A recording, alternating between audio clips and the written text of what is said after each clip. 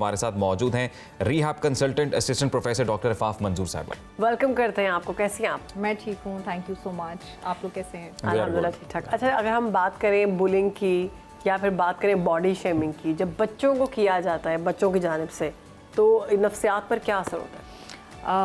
मैं इसका स्टार्ट जो है ना एक वाक़े के साथ करती हूँ, क्योंकि I am in a practical in field, तो मैं एक आपके साथ स्टोरी शेयर करती हूँ। श्योर।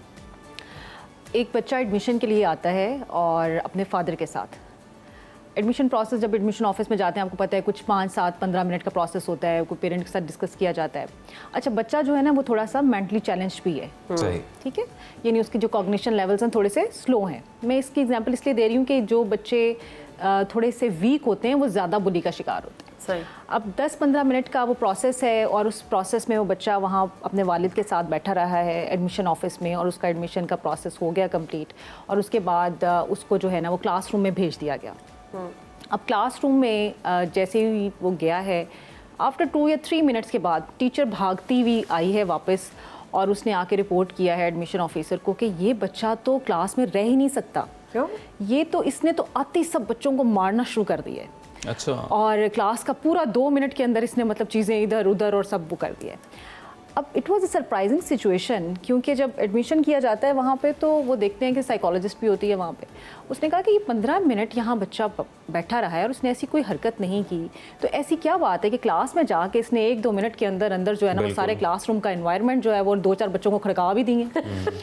अच्छा जी, अब वो उसके फादर को बुलाया, क्योंकि अभी वेट कर रहे थे, फादर को वहीं बिठाया जाता है, जैसे शुरू में बच्चे आते हैं तो उनको कुछ टाइम दिया जाता है। अब जब वालिद साहब आए, उन्हें कहा गया कि ये इसने ऐसा क्यों किया है ना क्लास में जाके, यहाँ पे तो था।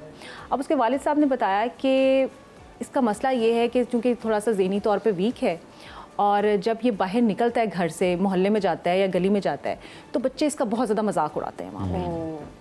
बच्चे इसको जो है ना वहाँ पे, जैसे आप जिसको बुली कह रहे हैं, ठीक है, उसको तंग करते हैं। तो अब इसने ये देख लिया हुआ है, ये इसने मैकेनिज्म सेट कर लिया, इसको ये लगता है कि जो बच्चे हैं ना वो मेरे लिए जो है ना वो ठीक नहीं है। तो जहाँ ये बच्चे देखता है ना उनको फौरी तौर पे ना खड़कू देता है, ये उसने अपना डिफेंस मैकेनिज्म बना लिया, ठीक है। अब ये इसके मिसाल देने का मकसद ये है कि वो जब बड़ों के पास बैठा हुआ था वो बच्चा, तो ही वॉज क्वाइट कंफर्टेबल, लेकिन जो ही बच्चों के पास गया और उसने देखा कि ये इन्वायरमेंट जो है ये बच्चों वाला है, तो यहाँ मैं अगर अपनी धाक नहीं बिठाऊंगा तो मैं यहाँ नहीं चल सकता हूँ।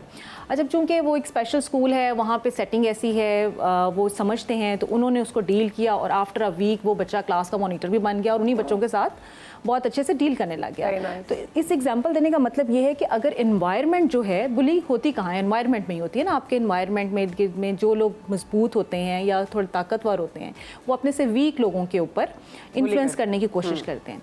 लेकिन हमें बुली वाले जो बच्चा होता है, जिसको हम बुली कहते हैं, यानी जो बुली करने वाला होता है, उसकी भी थोड़ी सी साइकोलॉजी अंडरस्टैंड करने की ज़रूरत है।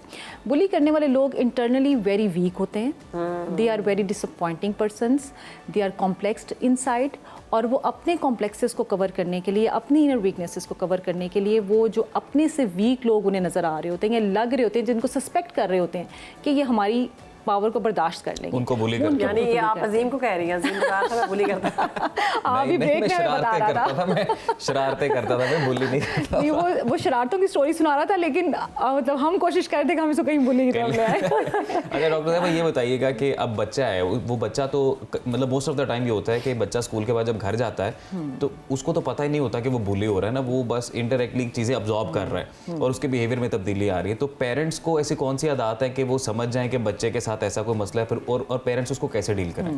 देखिए, अभी हमने बुली करने वाले की साइकोलॉजी की बात की, अब मैं आपको बताती हूँ कि बुली होते कौन से बच्चे, यानी जो विक्टिम होते हैं इसका, वो कौन से बच्चे होते हैं। देखिए, जो विक्टिम होते हैं ना, अनफॉर्चुनेटली स्कूल बाद में आता है, सबसे पहले घर है, ठीक है, घर में सबसे पहले बुली शुरू होती है। घर में लोग कहते तुम्हारा कद छोटा है, तुम नालायक हो, तुम्हारा रंग नहीं ठीक, ये पियोगे तो गोरे हो जाओगे।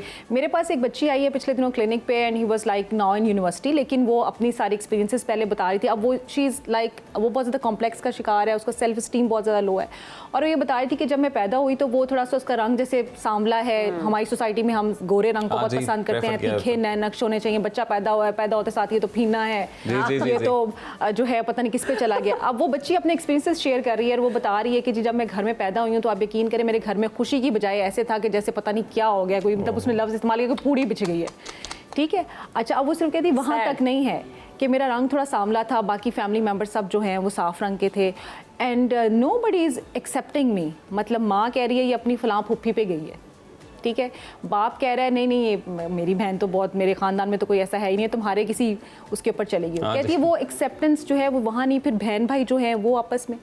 और फिर आप ये देखिए कि चीज़ें ग्रो करती करती स्कूल में जाती हैं। अब बच्चा घर से वीक पर्सनालिटी लेके जा रहा है, अब वो घर से वीक पर्सनालिटी लेके जा रहा है, जब स्कूल में उसका एनवायरनमेंट होता है, इंटरेक्शन होता है, वहाँ पे भी फिर वो ऐसे बच्चों का शिकार हो जाता है। पाकिस्तान में 60 से 70% बच्चे जो है ना वो बुली का शिकार होते हैं। अभी जो रिसेंट रिसर्च हमारे पास आई है, बच्चे क्या तो बड़े भी बुली होते हैं। हाँ बिल्कुल, बड़ों बड़े वर्क प्लेस पे बुली होती है भाई, वर्क प्लेस पे बुली होती है, ऐसी बात नहीं है, यानी हर जगह पे होती है। लेकिन चूंकि बच्चे थोड़ा वीक होते हैं और हम इस पे ज़्यादा फोकस इसलिए करते हैं कि वो जो टाइम है वो पर्सनैलिटी डेवलपमेंट का टाइम है। डॉक्टर साहिबा, अगर कोई 5 स्टेप्स आप बता दें जिस पे अमल करते हुए हम सैनिटी बरकरार रख सके, बच्चों में भी बड़ों में भी। बिल्कुल, देखें सबसे पहली चीज़ ये है कि 3 चीज़ें आपने याद रखनी है, ठीक है, बच्चों में आपने डेवलप करनी है। 3 R's, सिंपल रूल, अगर आप रूल से याद रखना है, R फॉर रूल, R से ही आपने 3 चीज़ें हैं। The first thing is response, report and refuse.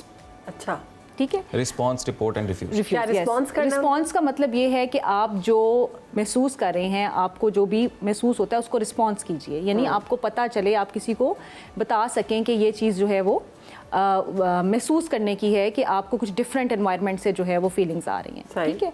अच्छा, रिपोर्ट का मतलब ये है कि जब आपके साथ बुली की जाती है तो आपने उसको रिपोर्ट करना है। अब ये प्रोसेस कोई आसान नहीं है, ये प्रोसेस ये है, वही बात कि घर से स्टार्ट होता है कि पेरेंट्स जो हैं वो बताएंगे बच्चों को, कि आपको ये कॉन्फिडेंस देंगे कि अगर बच्चा आपको कोई बात बताना चाहता है तो उसको सुने, बिल्कुल, ठीक है, उसको ये ना कि तू कुछ किया होना है, तुमने गलत किया होना है। हमारा तो यही बिहेवियर है, हम तो पेरेंट्स आमतौर पे यही कहते हैं, ठीक है। आप उसको जो है ना वो ये बताएं कि अगर तुम्हारे साथ कहीं भी कुछ बुरा होता है तो वो इस काबिल हो के वो रिपोर्ट कर सके, सही, ठीक है। अब रिपोर्ट करने के बाद जो है वो तीसरी चीज़ आती है कि आपने उसको रिस्पॉन्ड कैसे करना है और उसको रिफ्यूज़ करना है, ठीक है। अब रिफ्यूज़ल है, यानी आपने हमेशा उसका विक्टिम नहीं बनना, यानी आप बाज़ का तो होता है कि अनफॉर्चुनेटली हमारी जो ख़वातीन बुली होती हैं, बच्चियाँ बुली होती हैं, अब वो देख रही हैं कि उनकी माएँ बुली होती रही हैं, तो वो इस चीज़ को नॉर्मलाइज कर, वो इसको नॉर्मलाइज कर देते हैं, यानी उनको वो महसूस ही नहीं होता कि ये चीज़ें जो हैं ये कहीं डिफरेंट हैं, उन्हें लगता है कि इट्स नॉर्मल। तो यानी और इसलिए हमें देखना होगा कि रिस्पॉन्स करना होगा, बताना होगा और अपने बच्चों पर भी रिफ्यूज करना होगा। बहुत शुक्रिया, बहुत ज़बरदस्त बात की आपने, बहुत शुक्रिया डॉक्टर साहब।